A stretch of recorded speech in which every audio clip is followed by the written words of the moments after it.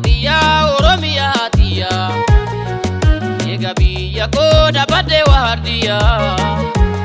Difano ne jabe lubbuu wareegame jite mormii kiyya Difano ne jabe lubbuu wareegame jite mormii kiyya Biyya koo biyya koo biyya koo biyya koo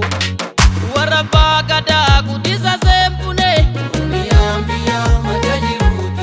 Usika buuf jecha lubbuu qaalii dhabe kan siif wareegame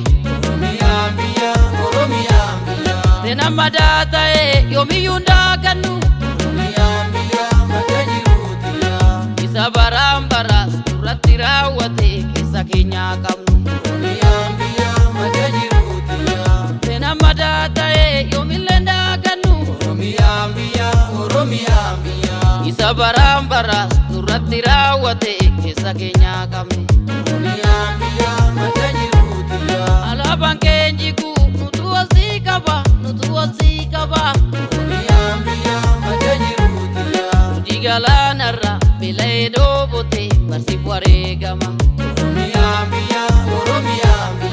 Irratti argine rakkinaaf gidira Biyyi harmee keeti lafti lafee keeti birmadhu yaa fira Biyyi harmee keeti lafti lafee keeti birmadhu yaa fira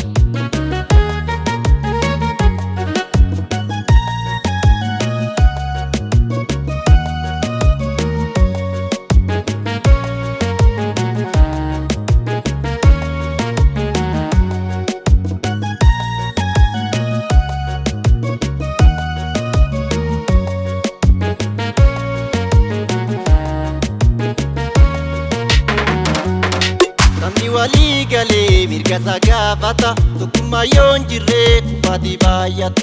Wal jabeeffannaa kutaa alaamana facaatii kee barraan diinni alaan gala Biyya abbaa qabu hunditti dhaadate gara lafnee buluun yartuudhaaf nu laate Kutaa walii galaa wal jajjabeeffannaa saba koo Oromoo maaliif wal daagan Inni rafeen bullee jabina kee bare Tokkummaadhaan ka'ii uf jajjabeessi Wal jabeeffannee mirga olee galla Tokkummaadhaan ka'aa Oromiyaa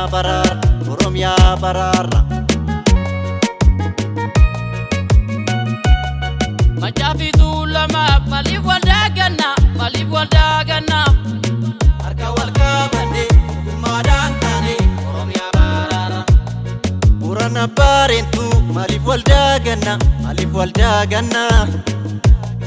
Harka wal qabannee tokkummaadhaan taane Oromiyaa baraarra